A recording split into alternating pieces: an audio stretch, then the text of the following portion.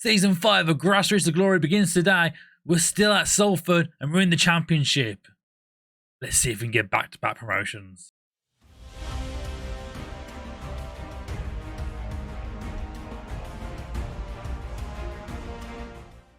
So then guys, here we go. Season 5 of Grassroots to Glory. You can see it on screen now.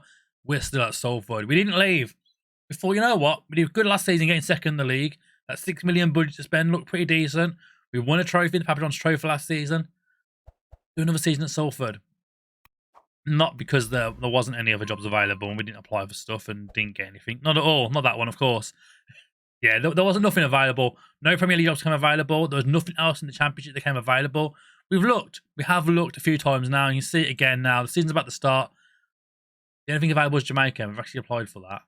But that'd be a different thing. We won't be leaving Salford for Jamaica. It will be both at the same time. And just see what we can do with Jamaica. They've got a fairly decent team. So we thought, let's apply for it. Why not? Start on the side project and maybe a little bit of a World Cup run in the future.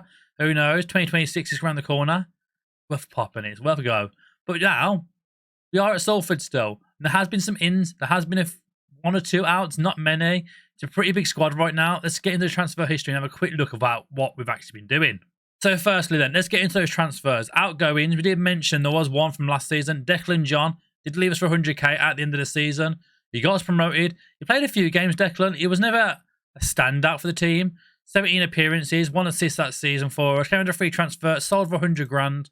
Profit, lovely, job done. And then this season, we've only let Maitland go. Only one player has left the team. And you're wondering now, you had 6 million. Why isn't you spent 1.8 million so far? Why not buying players? What's with all the loans?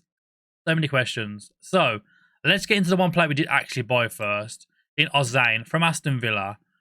I mean, he's down here presenting as a wing-back, accomplished wing-back, but I see him as a centre-back option for us this season. I want to do it with a stronger defence. He's not bad. He's got a good bit of pace about him. Decent strength. 6'2" now, 25-year-old. They've been capped for Nigeria, but I mean, coming into us, that sort of price, when Aston Villa only bought him a few seasons ago for 1.6 million, it's not a bad bit of business, really. I'm quite happy with this lad coming in. He strengthens our defence. We need some more options in defence this season. And going with him as well, joins Matty Pollock.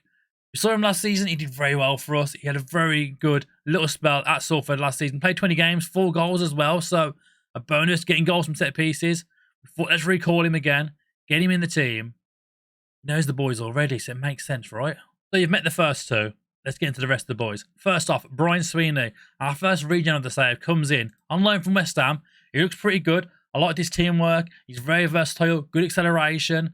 The aggression of 20 could be worrying this season, but we'll see how he gets on. He'll probably be a starter anyway, so if he comes on late in games, there'll hopefully be enough time to get a red card, fingers crossed, with that aggression. Being at 20, but not a bad versatile player to come in on loan. We're only paying his wages from loan from West Ham for the season, so welcome, Mr. Sweeney. Next up comes from Celtic, another striker, Hector Ingram, and he did so well last season. And we're still umming and ahhing, and we're going to go 2 strikers again, 1 striker before. If we're going to be 2, we do need that backup this season. Rhodes wasn't good enough. So Adobeko comes in on loan from Celtic for the season. Again, great acceleration, finishing first touch here. He's good at heading as well, 5'11", but you never know, you never know. Composure's decent decision making. He's got some very good stats overall. For 22 years of age, he can definitely still develop. He's had a fairly decent career. He's been around. Man U released him, West Ham, then went up to Celtic B team of 850k. Hasn't been part of their first team yet, or the B team hardly. He's played 2 games and scored 1. So a lot of hope going in this boy, coming to the Championship, 22 years of age, decent contract, we're paying a bit of money for him a month, but we are hopeful that he can do the business. Next up, Lenny Ray Sereno. Okay, this is an interesting one, don't pull any faces. He's not great, but again, I sort of versatility with someone who can play a bit further up, so he play further back. I reckon on his right hand side, if need be, as an inverted wing back, can do a job here. Just cover, he's just cover, he ain't costing us much. He's not the greatest. I got a bit too excited when I signed that one. I thought, oh, okay, yeah, he's not as good as what we thought. So you're probably thinking, why has he got another centre-back? We've just seen 2 already. Why does he need a 3rd centre-back? Plus the players he's got already. Potentially playing 3 at the back this season. Change of formation, mixing things up, going for a 3-back. Lewis Binks is he's very capable, basically. This guy can play in the Premier League right now. But Brentford have loaned him out for the season. Got great physicals. Mentals are incredible as well. And he's not bad, really. And look at that. Fairly strong on his right foot, very strong on his left foot. He can play that defence and be very, very secure. Welcome, Lewis Binks. So this one is an absolute gem. Alexander comes in I mean, you see that passing of 15, vision of 14. He's got traits for days down here. Absolutely tons of traits. He's been all around the world. It's behind my head, but you can't really see it. Dynamo Kiev. He's been all across Europe. Playing at top flight football. Incredible player. At 31 now, he can definitely come in into this midfield and create a lot of goals. Welcome, Alexander. And the last one touches home a little bit for me here. A Birmingham City player currently in real life. Leandro Bacuna has come available as a free transfer as well. Open to join Salford for as little as 2k a week. Backup player, perfect for that midfield. Again, a bit of depth as well. He can play a number of positions. You can see that on screen. All across that front line here, through the midfield, even right back if needed. But he's very much so in this role here. Playing as that midfielder. Welcome, Bacuna. So you've met all the new boys now. And I thought, what better way to go next than to show you the formation we're using this season. It's a 3-3-2-2. One thing's interesting, if you follow me on Twitch and have seen the streams of Birmingham City more recently, we've been using this there. The link's there below for you. Go check it out if you haven't watched us already on Twitch. Come get involved. This formation does absolute bits. And we've done it with Birmingham City. Over on Twitch, we thought, let's try it in the Championship now. Why not? We wanted a 5-back formation. We've stacked up with defenders this season. The new boys are in the team for today's game against Peterborough at home. First game of the season in the Championship. Let's try it out. Let's try this formation out within the Championship with some new players. What's the worst that could happen, right? So then here we go now. First game of the Championship campaign. We're at home. Peterborough visiting us. We're trying this new formation out. Stretch that back out. Very small there, hasn't it? But yeah, it's going to be interesting. Can this formation do the business in the Championship? I've seen it at the top flight with the best players in the world in the team. Not big-headed, saying Birmingham City got the best players in the world. I mean, that say they pretty much do. But can it work in the Championship with players not of that calibre, a newly promoted side, sitting quite deeply back, but getting on them counters with the likes of Hector Ingram, Enis, and our new boy from Celtic all up there this season?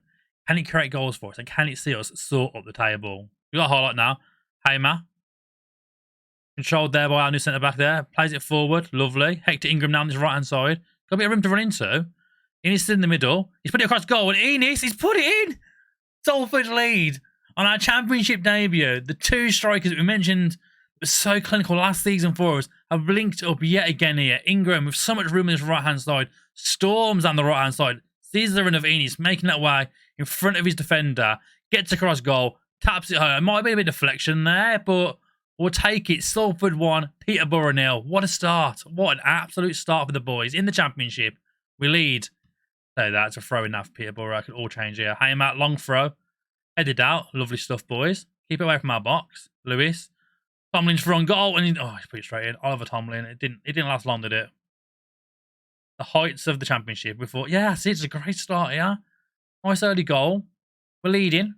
Beautiful stuff. And then it didn't last, did it? It was about 2 minutes. 2 minutes into a scoring that Tomlin equalised. It wasn't long. The board did mention about replacing Vickers this season. I said, no, I've got faith on Vickers. He's been incredible for us. Like that, there's a highlight straight away here. And it could lead to some... I mean, Ray get these highlights... Oh, God, no. Let's Ray get these highlights straight after back of a goal unless something happens at the other end of a highlight. And... wow. I mean, I thought it was going to be our goal, honestly, at the first that highlight started. But it seems not. Peterborough had 2. Salford 1. And absolutely nothing here. I mean, I'm not sure why there wasn't a foot point here. Tomlin puts it across goal. And Poku... it's poor defending from the boys. Peterborough lead 2-1 going into the break. Oh, God, it's all going wrong. So, half-time. I mean, you look at the stats. We've done good. We've got 1.26 XG, 7 shots, 5 on target. We're doing business. We're not doing too badly. It's the fact that we conceded 2 goals within a minute, really. It hasn't really helped us there, but... changes to be made. Changes to be made. Maybe a few tweaks to the formation, stay a little bit deeper. We'll try some stuff out now at half-time.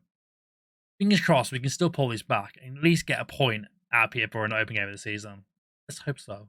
We've done a few tweaks here. As the half-time whistle... oh my God, out of nowhere. But I say the half-time whistle has resumed now. Straight in out of nowhere. Then we almost scored an absolute blind of a free kick then. Phillips then smashing the crossbar. What a chance for the boys. I mean, we're 2-1 down. But I feel like there's enough in this game. We've played good enough so far in this first half that we could have bring it back here. Phillips wins the ball now. Big ball forward. We have a waste possession there.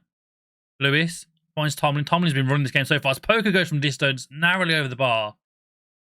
Gotta watch Poku, man. We gotta watch Poku. So 2 changes now. Alexander's come on to make his debut. Adubeko coming up front as well, now making his debut. So if we'll get the 2 new boys on there, freshen things up front, see if we can create something. Hopefully that creativity of Alexander in the middle of the pitch now.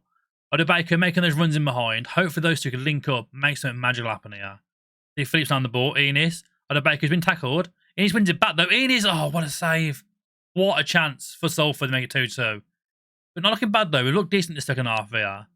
A few minor... Oh, it's been out of nowhere. Binks. Lewis Binks on his debut. You love to see it. I'm busy rambling on about the tactical formation and how we've changed a few bits, bit of a deeper line and stuff here. A few different roles changed. But straight away, Binks has popped up here. It's a mess by Shea in net. As Salford have drawn level. 2-2. Oh, it's beautiful. Free kick now. Poku swings it in. Oh, I mean... You get much closer than that, is he really? It's coming into the final 15 minutes now. I mean, not sound big-headed, but I think we've been the better team. We probably deserve a win out of this one, really. But we'll see what happens now. As Binks gets the ball, finds Cornes. Adevesky. Enis heads it down, finds Phillips. Adebayo on his debut. Oh my God, he's put it over the bar. Oh my God, how has he missed that? Right, we're going to the final 3 minutes. Push it a little bit higher up here, but I think that's going to be it. I mean...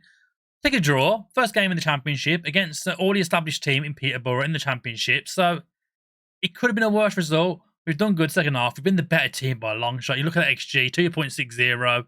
Shots on target 7. 17 shots in total. Probably should have won that game. Dominated the possession as well with 56% there.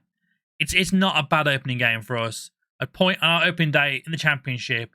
We can only build on that. We can only build on that. So 2-2, opening game of the Championship. It could have been worse, but I'll take it. As for now, what happens next? We're still not 100% committed to Salford. I mean, the lights of the Premier League are shining down thinking we want to go there at some point. Will it happen this season? I do not know. But for now, we carry on with Salford. We'll be back very soon for another episode. But until then, if you haven't already, like and subscribe and leave a comment down below on what you thought, that transfer business, the new formation, everything that's happening at Salford. Let me know, what do you reckon? Should we do a full season at Salford or should we keep an eye out for other jobs? Let us know in the comments. Thanks for watching and we'll see you next time.